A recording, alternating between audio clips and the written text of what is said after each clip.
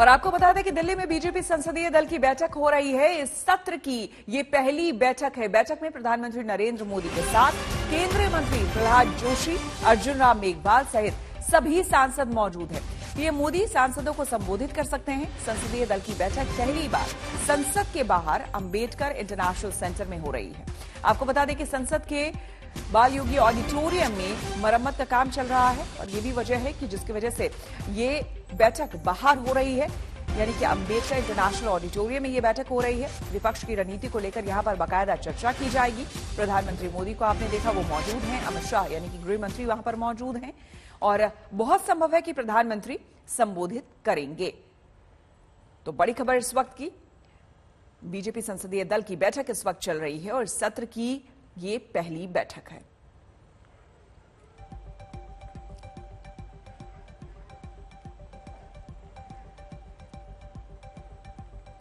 उत्तर प्रदेश में चुनाव करीब आने के साथ चुनावी हलचल भी तेज हो गई है। आज प्रधानमंत्री मोदी गोरखपुर के दौरे पर जा रहे हैं। गोरखपुर में पीएम मोदी 9600 करोड़ की योजनाओं का लोकार्पण करने वाले हैं। पूर्वांचल के लिए ये प्रोजेक्ट बेहद अहम माने जा रहे हैं। गोरखपुर में पीएम मोदी के मंच पर बीजेपी के सहयोगी दल भी शामिल होंगे। अनुप्रिया पटेल और संजय निषाद भी मंच पर मौजूद होंगे। इधर पश्चिमी उत्तर प्रदेश में आज एसपी और आरएलडी का बड़ा चुनावी कार्यक्रम है। मेरठ में अखिलेश यादव और जयंत चौधरी संयुक्त रैली कर रहे हैं। प्रधानमंत्री नरेंद्र मोदी के आगमन से पहले गोरखपुर में लोक संस्कृति के रंग दिखाई दे रहे हैं। पूर्वांचल के धोबिया डांस से लेकर फरवाही और अवध के नृत्य कलाकार पीएम के दौरे को लेकर बेहद उत्साहित हैं। हमारे संवाददाता अभिषेक मिश्रा की ये रिपोर्ट देखिए। प्रधानमंत्री नरेंद्र मोदी के गोरखपुर आगमन के साथ ही यहाँ पर लोक संस्कृति के रंग बखूबी दिखाई दे रहे हैं। चाहे अवध का ये नृत्य हो या पूर्वांचल के अलग अलग रंग, सभी आज गोरखपुर की धरती पर खूबसूरती से दिखाई देते हैं।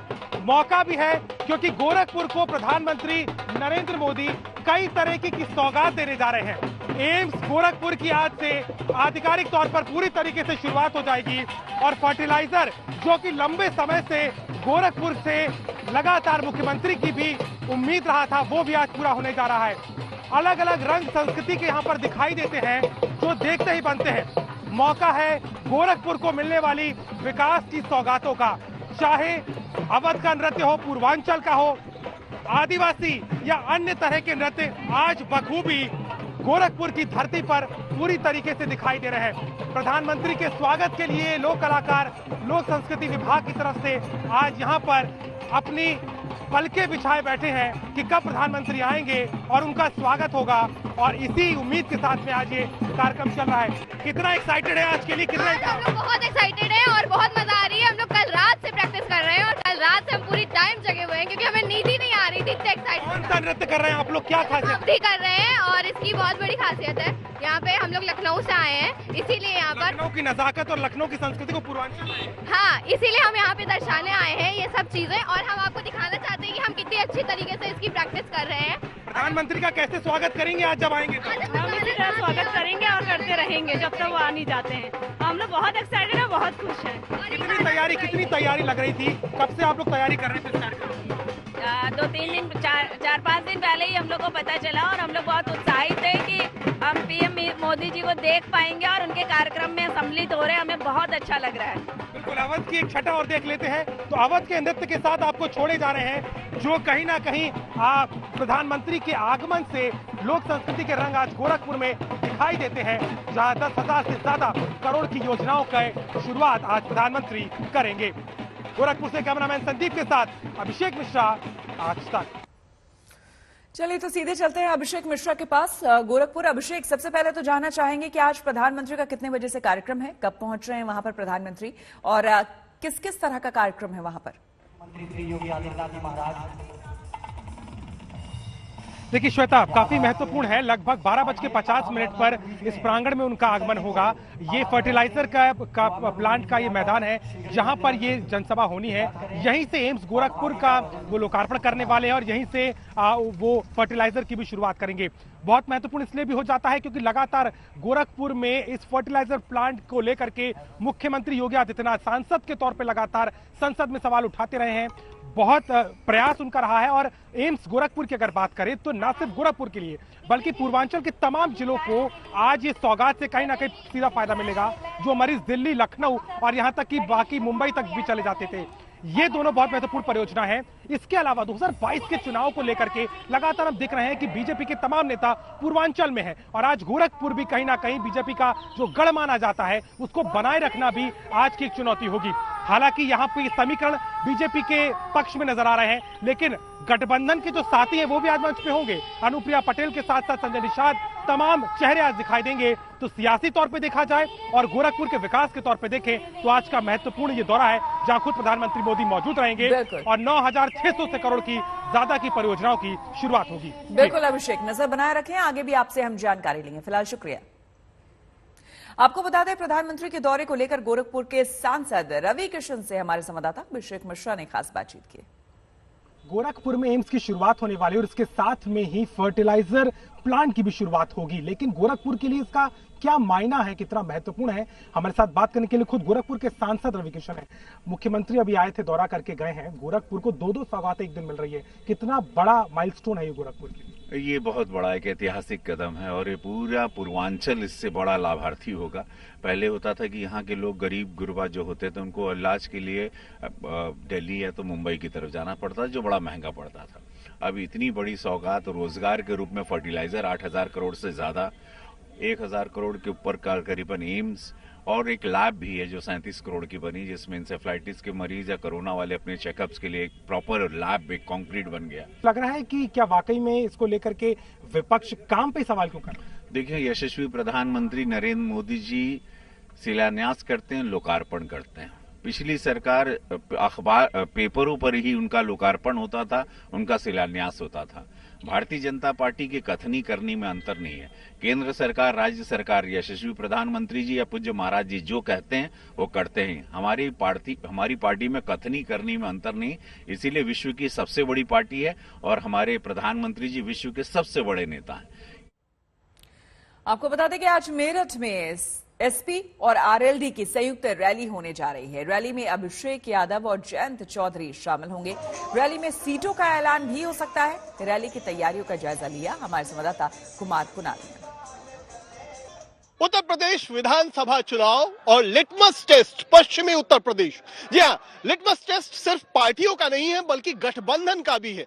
और एक महत्वपूर्ण गठबंधन अखिलेश यादव और राष्ट्रीय लोकदल के जयंत चौधरी के बीच में, और किस तरीके से इलाके के हिसाब से सियासत बदलती है उसका एक नमूना आपको पीछे ये जो कटआउट लगाए गए हैं उसमें साफ तौर पर दिखाई पड़ेगा। अब तस्वीरें देखिए, एक तरफ अखिलेश खड़े हैं लेकिन उनका कटआउट छोटा है, और साथ ही साथ चौधरी चरण सिंह, अजीत सिंह और जयंत चौधरी, इन तीनों के कटआउट लगाए गए हैं जो कि न सिर्फ साइज में बड़े हैं बल्कि कद भी इस इलाके के हिसाब से किसका बड़ा है उसकी तरफ संकेत कर रहे हैं। तो ये गठबंधन की शुरुआती रैली है, पहली रैली है, और इसमें न सिर्फ नेताओं पर फोकस रहेगा बल्कि फोकस रहेगा मुद्दों पर भी। और मुद्दे किस तरीके से यहाँ पर दिखाए जा रहे हैं उसकी भी एक बानगी देखिए कि जो मंच सजाया गया है वहां पर मंच के साथ गन्ने को भी तरजीह दी गई है। गन्ना बेल्ट कहा जाता है ये उत्तर प्रदेश का, क्योंकि यहाँ से कई चीनी मिल है। किसान आंदोलन का खासा असर यहाँ पर, और साथ ही साथ जो कटआउट लगाए गए हैं वो गैस सिलेंडर का भी लगाया गया है और नारा दिया गया है महंगाई पर वार होगा, 22 में बदलाव होगा। और सिर्फ ये नहीं है, जो यहाँ पर तमाम समर्थक आए हैं वो अपने अपने तरीके से इस गठबंधन को लेकर के कितने उत्साहित हैं उसकी बानगी भी हम आपको उसकी भी तस्वीर दिखाते हैं कि ये एक तरीके से यहाँ पर जो लाया गया है, बनाया गया है, वो हैंड पंप और साइकिल को साथ साथ यहाँ पर लाया गया है। तो इस बार लगता है क्या कि साइकिल और हैंड पंप का जलवा हो? बिल्कुल जलवा होगा और 110% आ भी रही है गठबंधन के साथ में। और सरकार पिछली बार तो साइकिल और हैंडपंप दोनों की हवा निकली थी, इस बार कैसे लगता है कि ज्यादा होगा? इस बार नहीं निकलेगी भैया हवा, परिवर्तन रैली है, अब की जम की आएगी, विरोधियों के टनके ढीले कर देगी। अब एक विवाद वाराणसी में भी खड़ा हुआ है। 13 दिसंबर को प्रधानमंत्री मोदी वहां काशी विश्वनाथ कॉरिडोर का लोकार्पण करने वाले हैं। इससे पहले वाराणसी को सजाया जा रहा है। सजाने के क्रम में विश्वनाथ कॉरिडोर के आसपास की सभी इमारतों को गेरुए रंग से रंगा जा रहा है। वहां की बुलानाला को मस्जिद को भी गेरुए रंग से रंग दिया गया है, जिस पर मस्जिद से जुड़े लोग खफा हैं।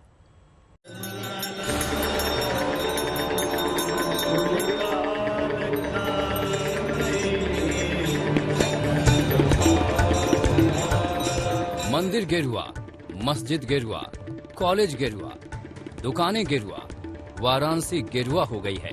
पिंक सिटी जयपुर की तर्ज पर बिल्कुल एक रंगा। पहले ये मस्जिद सफेद रंग की हुआ करती थी, लेकिन अब इसका रंग गेरुआ हो गया है। दीवार से लेकर मेहराब तक सब कुछ केसरिया। 13 दिसंबर को प्रधानमंत्री नरेंद्र मोदी काशी विश्वनाथ कॉरिडोर का लोकार्पण करने वाले हैं। वाराणसी में तैयारियां जोरों पर हैं। कॉरिडोर के रास्ते के दोनों तरफ की तमाम इमारतों की रंगाई पुताई हो रही है। इसी के तहत मशहूर बुलानाला मस्जिद को गेरुआ कर दिया गया। हमें मालूम नहीं है, ये रातों रात इन्होंने पहले किया, न हमें इन्फॉर्मेशन किया। अगर इनको करना था पहले इनको हमसे बात करनी चाहिए थी कि हम ये करने जा रहे हैं, लेकिन इन्होंने कोई बात नहीं की और रातों रात इन्होंने काम शुरू कर दिया। इसको हम बाद में वाइट कराएंगे। उधर इलाके के कुछ दुकानदार भी वाराणसी विकास प्राधिकरण के मिशन गेरुआ से नाराज हैं। पूरे शहर का या पूरे प्रदेश का हालत वही चल रहा है, जिसकी लाठी उसका भैंस। हमारे मकान पे, लोगों के दुकान पे जबरदस्ती कलर कर दिया जा रहा है। और सबसे बड़ा बात है कि पेंट करते समय संस्कृति का भी ध्यान नहीं रखा जा रहा है। और बनारस का जो सद्भाव था, जो बनारस की प्रवृत्ति थी, गंगा जमुना तहजीब, उसका भी निरादर किया जा रहा है। मस्जिद से जुड़े लोग नाराज हैं कि उनसे पूछा तक नहीं गया, लेकिन अधिकारी कहते हैं कि उन्हें किसी से कोई शिकायत नहीं मिली है। वाराणसी विकास प्राधिकरण के मुताबिक, वाराणसी की थीम के मुताबिक गोदौलिया इलाके से लेकर शीतला घाट तक पूरे इलाके को एक रंग में रंगा जा रहा है। ये न सिर्फ देखने में खूबसूरत है, बल्कि एक रूपता भी आएगी। बनारस की अगर हम बात करें तो ज्यादातर बनारस की जो इमारतें हैं वो बलुआ पत्थर से बनी है, रेड स्टोन से बनी है, जिसका हल्का पिंक का कलर होता है। उसी थीम को लेते हुए, घाटों की थीम को लेते हुए हम लोगों ने एक प्रयोग किया था वाराणसी विकास प्राधिकरण के माध्यम से गोदौलिया से शीतला घाट को। अब उसी प्रयोग को आगे बढ़ा रहे हैं, तो ये उसी कलर की एक थीम देते हुए हम लोग इसको कंप्लीट कर रहे हैं। बनारस तो सर्वधर्म का संदेश देता है, बनारस पहले से भी सहिष्णुता का संदेश देता है। अभी तक ऐसा कोई इशू नहीं आया और ऐसी किसी ने आपत्ति भी नहीं जाहिर की। और ये कलर जो हम लोग कर रहे हैं किसी धर्म से रिलेटेड है भी नहीं, तो एक बनारस की थीम पर आधारित है, जिसमें कि हर जगह बनारस में जो मैंने बताया ना कि रेड स्टोन लगा है चुनार का, उसी थीम को लेते हुए हम लोग आगे बढ़ा रहे हैं। बहरहाल अंजुमन इंतजामिया मस्जिद कमेटी का दावा है कि प्रशासन ने उनकी शिकायत सुन ली है और मस्जिद को फिर से सफेद रंग से रंगने का भरोसा दिलाया है। तो हमारे कानों तक ये बात आई तो हमने अधिकारियों तक मैसेज भेजा कि साहब ये गलत हो रहा है और मुसलमानों में रोष व्याप्त हो रहा है, बिना अनुमति की ये रंग रंगा गया है। बहरहाल हमारी आवाज़ सुनी गई और आज मुझे ये आश्वासन दिया गया कि उसको जो है हम सफेद रंग करवा देंगे। सांस्कृतिक विविधता वाराणसी की पहचान है। यहाँ विविधता में भी समरसता है। जरूरी है कि बनारस का ये रस बना रहे। रोशन जायसवाल, वाराणसी आज तक।